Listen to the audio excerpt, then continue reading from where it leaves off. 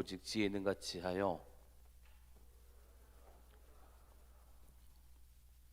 그러므로 어리석은 자가 되지 말고 오직 주의 뜻이 무엇인가 이해하라.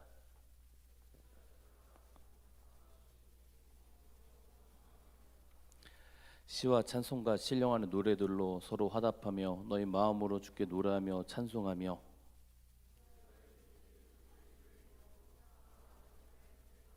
우리 같이 합독하겠습니다. 그리스도를 경외함으로 피차 복종하라. 우리 옆 사람 같이 한번 인사 한번 해보겠습니다. 하나님 말씀 살아 있습니다. 그래서 선포합시다. 네. 여러분, 하나님 말씀 살아 있습니다. 그리고 정말 이 시대 가운데 하나님 말씀이 내 안에 채워져야 여러분 승리할 수 있습니다. 그래서 어떤 직분자든 어떤 건 상관없어요. 여러분, 그 안에 하나님 말씀이 있는 자가 이기는 것이고요, 없는 자는 못 이기는 거예요. 여러분, 처음이 있으면 마지막이 있습니다. 시작이 있으면 끝이 있습니다. 내 세상도 마찬가지입니다. 처음이 있으면 마지막이 있습니다. 처음 어떻게 시작했습니까? 태초에 하나님이 천지를 창조하시느니라 하면서 하나님이 처음 시작을 창조하셨습니다. 그리고 시작이 되었습니다. 그리고 끝은 언제 오냐면 예수님이 오시면 세상은 끝이 옵니다. 근데 예수님이 언제 오실지는 아무도 모릅니다. 그러나 우리가 이 시대가 어떤 종말론적으로 향해서 나아가고 있다라는 것은 우리는 알 수 있습니다. 그래서 지구적으로 일어나고 있는 징조와 표적을 보면 우리는 알 수 있습니다.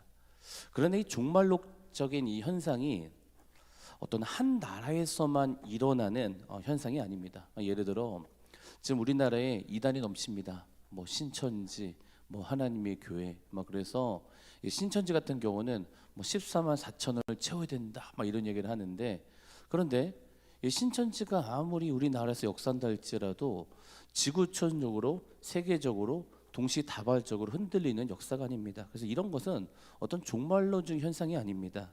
이 종말론적 현상은 뭐냐면 지구적으로 동시다발적으로 일어나는 현상이 바로 이 종말론적인 현상입니다. 대표적으로 우리가 알다시피 아브람이 있었습니다. 이 아브람의 아내가 있었는데 사라였습니다. 이 사라에게 하나님 뭐라고 말씀하셨냐면 내가 너에게 자녀를 주겠다라고 말씀하십니다. 자녀를 주겠다고 말씀하셨는데 시간이 자꾸 지나도 1년, 2년, 3년, 4년 계속 지나도 사라가 자식이 없습니다. 사라가 자녀가 없으니까 아브람에게 이야기를 합니다. 내가 자녀를 낳을 수 없습니다. 내가 자식을 낳을 수 없습니다. 그래서 나의 여종이 있는데 나의 여종 하갈과 당신이 동침을 하셔서 대신 아기를 낳게 하세요, 얘기를 합니다. 그래서 아브람이 하갈과 동침을 합니다. 그래서 이 여종 하갈에서 난 자식이 누구냐면 이스마엘입니다. 이스마엘. 그리고 나서 하나님 말씀하신 대로 사라가 잉태하여 이삭을 낳습니다. 그러니까 이 아브람의 자식이 두 명이 생겼는데 한 명은 이스마엘, 한 명은 이삭이었습니다. 어느 날 이스마엘이 이삭을 자꾸 괴롭히니까 사라가 너무 화가 나서 아브람에게 이야기를 합니다. 저 이스마엘, 저 하갈 내쫓읍시다, 얘기를 합니다. 그래서 이 아브람이 하갈과 이스마엘을 쫓아냅니다. 쫓겨난 이스마엘, 하갈, 얼마나 여러분 한이 있겠습니까? 하갈이 뭘 잘못했습니까? 이 하갈은 그냥 사라가 시킨 대로 한 거예요. 얼마나 기분이 나빴겠습니까? 그런데 쫓겨난 거예요. 근데 하나님이 그 하갈과 이스마엘에게 예언을 하시는데 이런 예언을 합니다. 창세기 16장 11절에서 12절 말씀이 있는데 우리 같이 한번 읽어보겠습니다. 시작. 여호와의 사자가 또 그에게 이르되 내가 임신하여 아들을 낳으리니 그 이름을 이스마엘을 하라. 이는 여호와께서 내 고통을 들으셨습니다. 그가 사람 중에 들나귀같이 되리니 그의 손이 모든 사람을 치겠고 모든 사람의 손이 그를 칠치며 그가 모든 형제와 대항해서 살리려 하니라. 그럼 잘 보십시오. 하나님이 이 이스마엘에게 뭐라고 말씀하시냐면 이스마엘은 들나귀가처럼 된다. 들나귀. 그러더니 그의 손이 모든 사람을 치겠고 또 모든 사람의 손이 그를 칠 것이다라는, 그리고 모든 형제와 대항해서 싸울 것이라는 예언을 합니다. 그런데 이 예언이 이 4,000년 전에 하나님이 말씀하셨던 이 하갈에게, 이스마엘에게 말씀하셨던 그 예언이 지금 종교 간의 싸움, 이삭과 이스마엘의 예언이 성취되고 있고, 그리고 우리는 하나님 말씀대로 이스마엘 후손들과 그리고 이삭의 후손들이 전쟁하고 있는 모습을 우리는 볼 수 있습니다. 조금 더 자세히 설명드리면, 예수님께서 십자가를 지시기 전에 예루살렘을 보시면서 우십니다. 그리고는 예수님께서는 그 예루살렘을 향해서 예언을 하십니다. 뭐라고 예언하시냐면 이 예루살렘 성전이 돌 하나도 남지 않고 무너질 것이다. 이 모든 이 예루살렘 성전이 무너질 것이라는 예언을 합니다. 그런데 정말 AD 70년에 이 예루살렘 성전이 예수님의 말씀하신 대로 돌 하나도 남지 않고 다 무너져 버립니다. 그리고 이스라엘 사람들이 세계적으로 뿔뿔이 흩어지게 되었습니다. 그런데 하나님께서 그 아브라함에게 예언하신 말씀, 창세기 17장 8절에 보면 내가 너와 내 후손에게 내가 거하는 이 땅 곧 가나안 땅을 온 땅에 주어 영원한 기업이 되고 난 그들이 하나님이 되리라 말씀하시는데, 보시면 뿔뿔이 흩어졌는데 하나님이 4,000년 전에 아브라함에게 예언했던 것이 있었습니다. 무슨 예언이냐면 이 가나안 땅을 너희 자손들에게 영원히 줄 것이라는 그 예언을 4,000년 전에 했습니다. 그런데 보십시오 여러분, AD 70년에 이스라엘이 무너졌고 이스라엘 모든 사람들이 다 뿔뿔이 흩어졌는데 2000년 만에 세계적으로 뿔뿔이 흩어졌던 그 이스라엘 사람들이 언어를 보존하고 1948년도에 팔레스타인 가운데 이스라엘 사람들이 2000년 만에 국가를 세웠습니다. 팔레스타인 땅 가운데 깃발을 세우고 4,000년 전에 하나님께서 우리 아브라함에게 주신 영원한 약속 이 땅이다 하면서 그러면서 팔레스타인 땅을 빼앗았습니다. 이때부터 이스라엘과 팔레스타인 땅에 전쟁이 일어났고 그리고 이스라엘과 중동 싸움이 일어나고 있습니다. 여러분 보십시오. 2000년 동안 나라가 없어졌는데 나라가 다시 생겼다. 이것은 기적입니다. 어느 이때까지 역사 중에 10년 동안 나라가 없어졌는데 생겨도 기적입니다. 단 한 번도 그런 게 없었습니다. 근데 유일하게 이스라엘 나라만 2000년 동안 나라가 없어졌는데 2000년 만에 다시 그 구약의 예언대로 하나님 말씀이 성취가 되었습니다. 이때부터 이 이스라엘과 팔레스타인이 싸움이 일어나더니 종교 싸움이 일어나는 것입니다. 이삭과 이스마엘 싸움. 그리고 이 싸움이 지금 지구촌으로 싸움이 확산되고 있습니다. 하나님께서 이스마엘에게 말씀하셨던 그 예언, 들나귀처럼 온 세계에 대항할 것이다. 너는 그를 칠 것이고 그는 너를 칠 것이라는 그 예언이 4,000년 전에 예언했던 그 말씀이 지금 이루어지고 있는 것입니다. 여러분 이것을 보면요, 성경은 예언의 말씀이고 그리고 하나님 말씀이고 그리고 하나님의 말씀이 성취된다라는 것을 우리는 볼 수 있습니다. 여러분 성경은 너무도 신기한 책입니다. 이 성경을 여러분 읽다 보면은 어떤 일이 생기냐면 세상의 주관자가 하나님이라는 것을 정확히 알 수 있습니다. 왜 믿음이 안 생긴지 아십니까? 성경을 안 봐서 그래요. 왜 그렇게 나는 하나님을 의심하고 왜 그런지 아십니까? 성경을 안 봐서 그래요. 하나님 말씀을 진짜 그 마음에 채우면 세계를 경영하시는 분이 하나님이시구나 라는 것을 믿을 수 있다는 것입니다. 두 번째, 종말론적 시대 중에 두 번째 표적이 무엇입니까? 마태복음 24장 12절 말씀입니다. 불법이 성함으로 많은 사람이 사랑이 식어지니라. 불법, 아노미라고 하죠. 아노미어는 불법, 무질서 상태의 신이나 법의 무시를 뜻하는 그리스어로 이 아노미에서 나온 단어입니다. 아노미, 즉 불법입니다. 불법이 성함으로 하나님 말씀을 불법으로 만들려고 하고 있습니다. 동성애, 종교차별법 이런 법들이 이제 세계적인 법으로 규범을 만들려고 하지 않습니까? 왜 이렇게까지 동성애 그럽니까? 차별금지법이 여러분 세계적인 규범으로 만든다라는 거 여러분 뭔가 이상하지 않습니까? 몇 년 전에 우리나라에서 국가위원장 인사청문회를 본 적이 있었습니다. 한 의원이 이렇게 질문합니다. 차별금지법 어떻게 생각하십니까? 그럼 이렇게 얘기합니다. 세계적으로 규범이 되는 법이 될 것인데 우리 대한민국이 차별금지법을 반대로 되겠습니까? 라는 이 국회의원이 그 위원장한테 예비위원장 얘기했던 것을 본 적이 있었습니다. 여러분 보십시오. 세상은 하나님께서 말씀하신 그대로 움직이고 있다는 생각을 하게 됩니다. 여러분 보십시오. 동성애, 하나님이 가증하게 여기는 동성애, 여러분 동성애 죄입니다.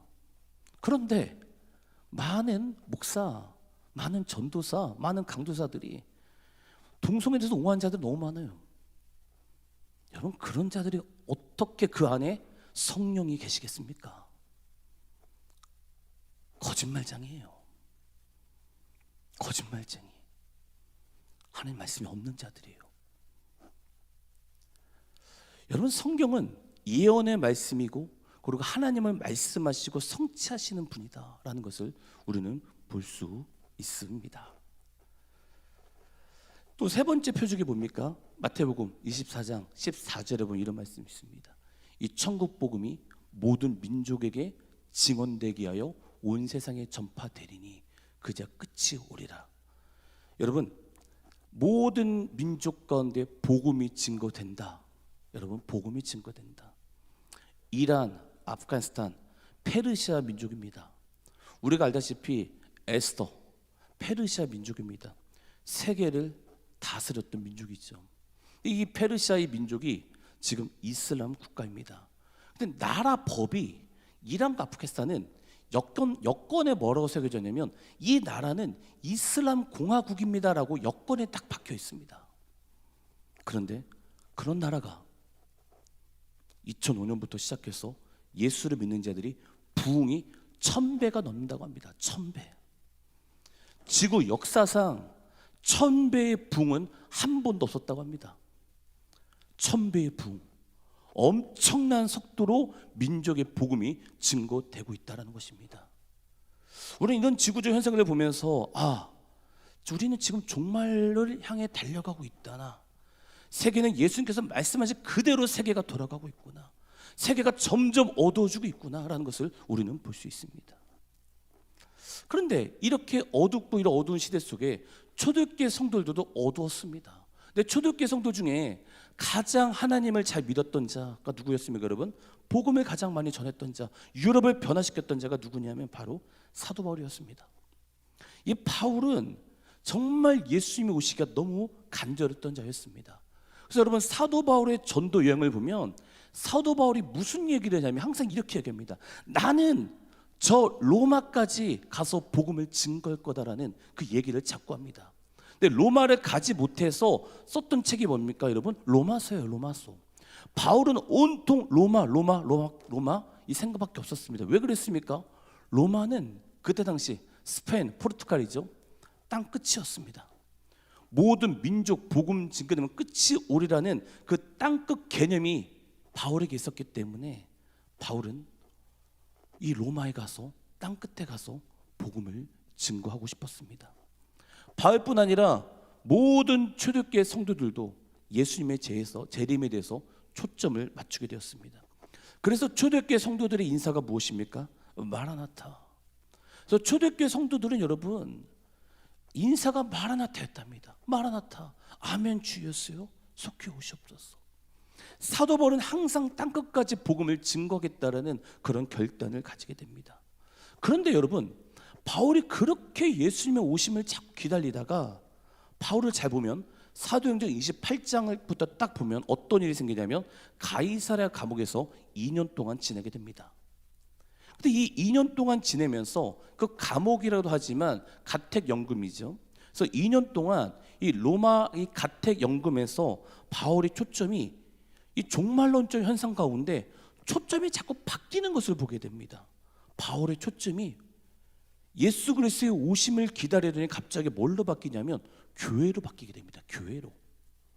그래서 바울이 교회를 세우는 것으로 목표로 하고 자신의 썼던 교회를 굳건하게 세워야겠다고 다짐을 먹습니다.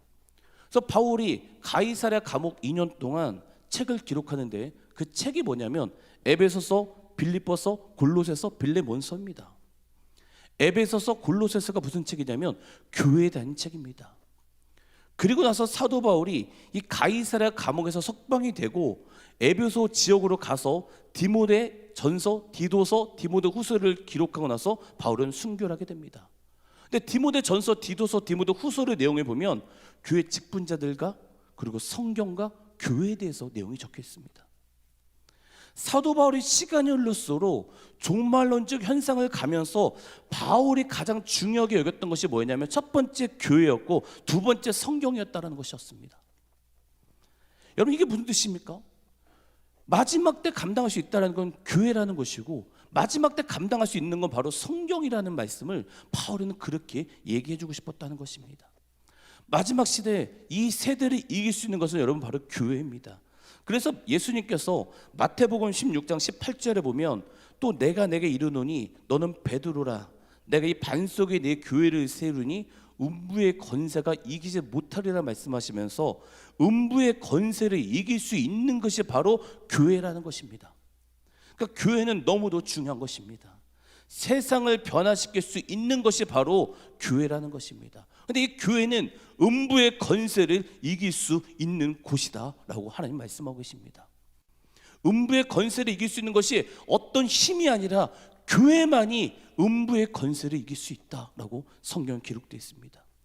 그런데 교회에서 똑같은 교회라고 해서 똑같은 교회가 아니라는 것입니다.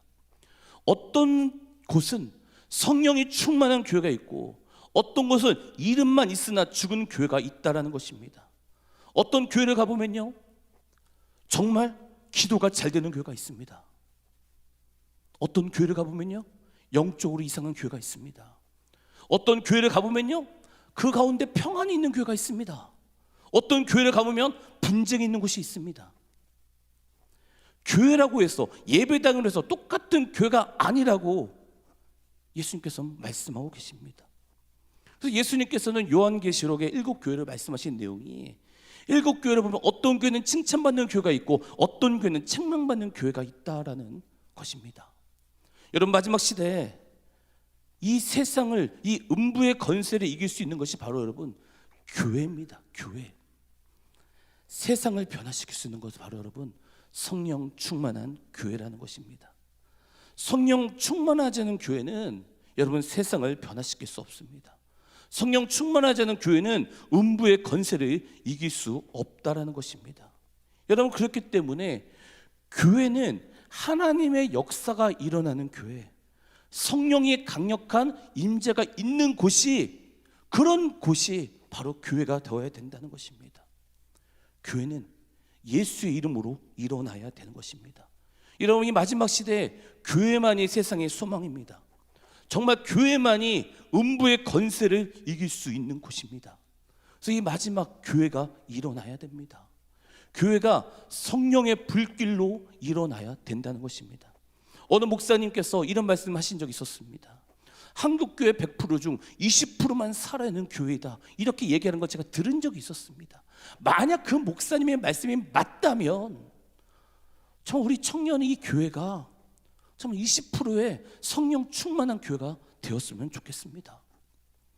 정말 마지막 시대에 세상을 변화시킬 수 있는 그런 교회가 되었으면 좋겠다 생각합니다. 정말 하나님께서 우리 교회를 통해서 정말 음부의 권세를 무너뜨리고 온 열방과 모든 민족에게 복음을 증거하는 정말 마지막 시대에 하나님이 그렇게 쓰시는 정말 초대교회 성도들의 그 교회가 되었으면 좋겠습니다. 교회에 더 이상 어떤 분쟁이 일어나는 것이 아니라 정말 하나님을 두려워하는 자들이 모여서 하나님을 경외하는 자들이 모여서 예배하는 그런 교회가 되었으면 좋겠습니다. 그러기 위해서는 우리 한 사람 한 사람이 너무도 중요합니다.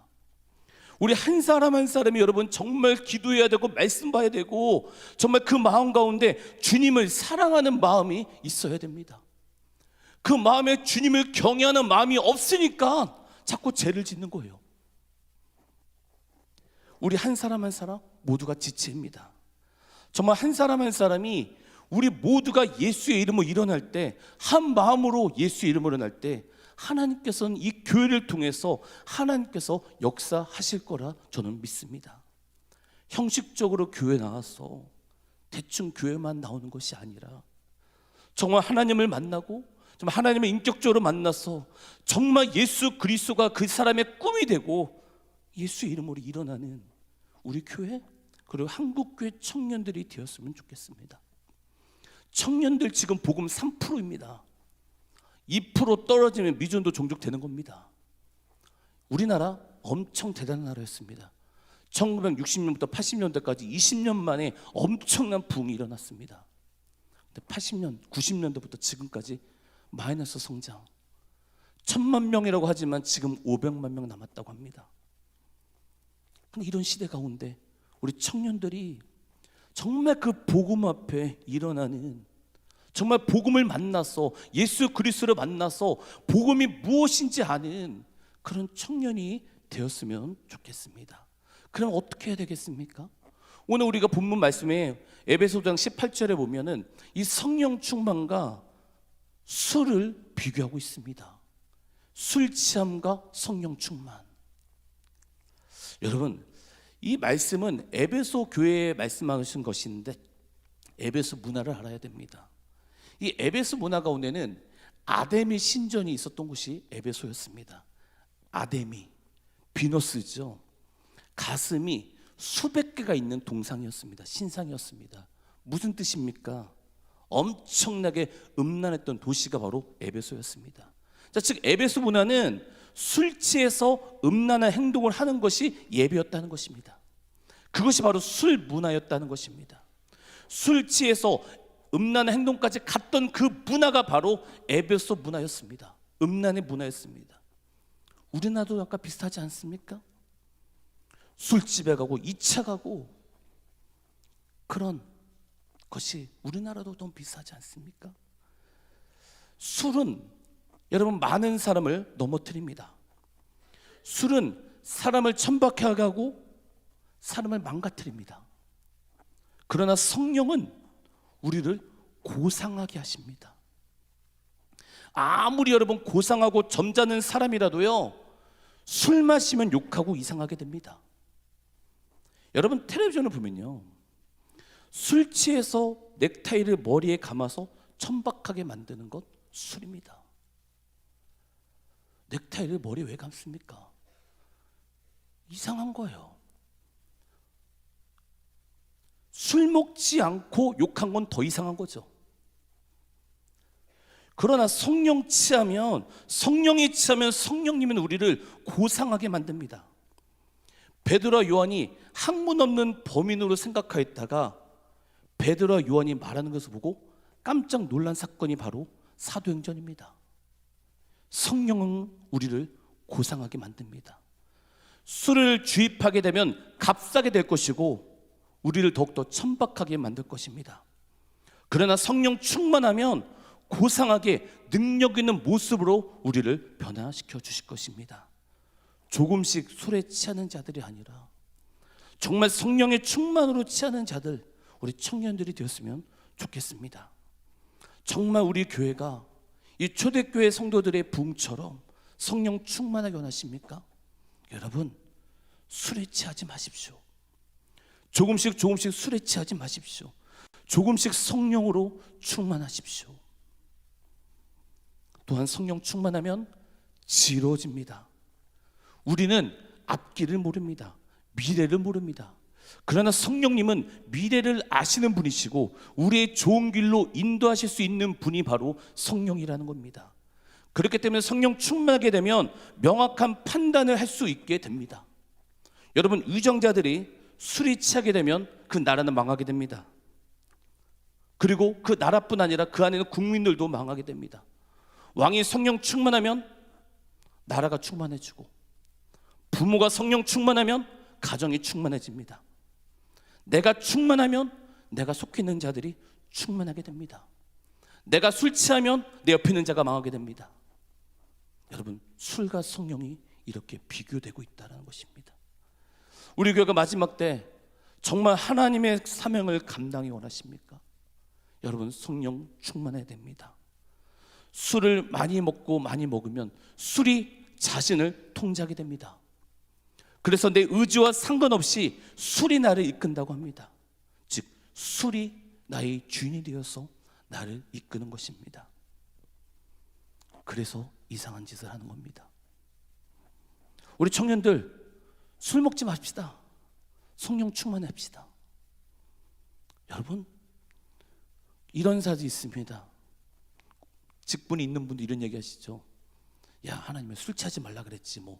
여러분, 직분은 다 뺏어야 됩니다. 그렇게 말씀하신 분들은. 여러분,